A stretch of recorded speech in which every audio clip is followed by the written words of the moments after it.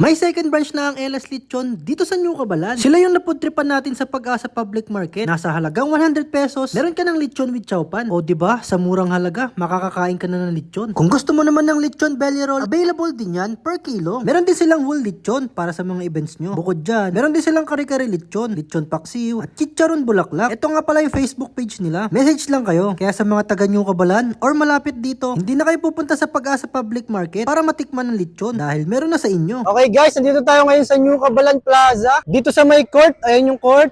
Balita ko kasi meron daw ditong bagong lechonan. Bale, ito yung paglagpas ng court. Ayun, nandun daw yung lechonan. Ayun, LS Lechon pala to. Hello ma'am, nandito na pala kayo sa New Cabalan?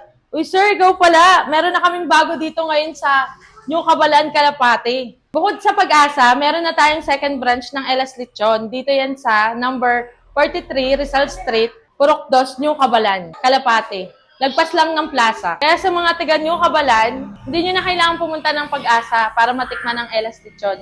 Meron na tayo dito. Open po kami Monday to Saturday, 11 a.m. to 9 p.m. Sige ma'am, order na po ako ng lechon chowpan, chicharon bulaklak, tsaka kare-kare. Sir, ito na po yung mga order niyo, sir. Yun, ito na yung order natin guys. Teka lang, meron pa pala yung chicharon bulaklak natin. Ay, meron pala kayong lechon paksiw ma'am, no? Yes, sir. Meron din tayong lechong paksiw dito. Pa-order na rin pala ako niyan ma'am. Yan, yung tamang serving lang ma'am. Walang vlogger dito, sir. Ito ba yun talaga ma'am? Yes, sir. Baka mayari ako niyan eh. Okay guys, meron din pala silang lechon paksiw. O, tara, meron nga pala silang dine-in dito. Doon tayo. Yan, dito yung dine-in nila. Makakapag-dine-in na kayo dito. Okay guys, nandito pala tayo sa second branch ng LS Lechon. Meron na sila dito sa New Cabalan. Sa may Calapate lang to. Sige ko na lang yung address dyan. Ito nga pala yung lechon chowpan nila, 100 pesos. Tapos pagka gusto nyo umorder ng solo, ito 250 grams, 200 pesos. Timbang nito pare-parehas lang, kaya huwag kayong mag-alala, pantay-pantay yan. Tapos ito yung kare-kare nila na 100 pesos. Kita nyo naman kung gaano karami yung serving nila. Isang tab yan, kita nyo naman. Oh. Nakatimbang din yung lechon yan. Itong chicharong bulaklak nila, 100 pesos din. Tapos meron silang lechon paksiw. Ito, 100 pesos din yan. Solve na kayo dito. Good for 2 person na to. Paano guys? Nagugutom na ako eh. Tara, kain tayo. Yan natin.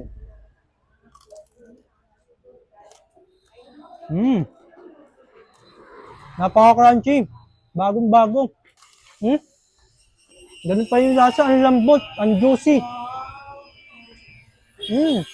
Ito yung sauce, oh. Sa halagang 100 pesos, makakakain ka na ng lechon. May chowpan pa. Chowpan talaga ng LS Lechon. Tapos yung solo order nila na 250 grams, 200 pesos. Grabe, ang sarap talaga ng balat. Ang lutong. Pag bagong luto talaga yung lechon, malutong yung balat. Pero pagka tumatagal na, siyempre kukunat na siya. I-try naman natin itong kare-kare. Eh, may gulay din, oh. May gulay, oh. Oh. Yan yung masarap dyan, yung may gulay. Tapos, meron bagoong.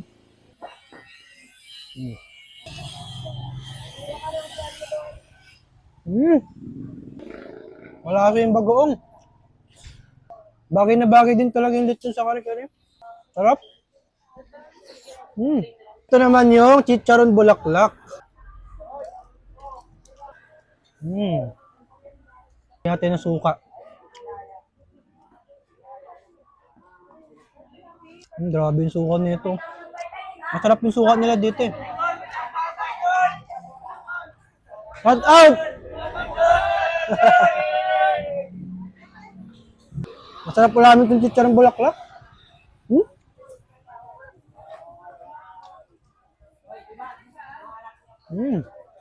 Ito naman yung tikman natin, yung lechon paksiw. Sarap niya, no?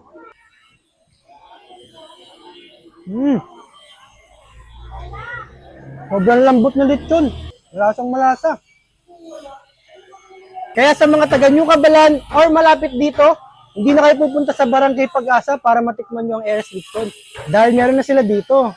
Kaya kung nagkikrib kayo sa lechon, yung 100 pesos nyo, makakatikim na kayo dito sa LS Lechon. Kaya punta na rin kayo dito sa kanilang bagong branch. Ito yung second branch nila. Kita-kits tayo dito. Tapos pala, pag gusto nyo umorder ng whole lechon, Available din sila. Gusto nyo rin ng lechon belly, isang buo. Ayan, pwede rin kayo bumili. Per kilo yan, ilalagay ko na lang yung mga presyo dyan.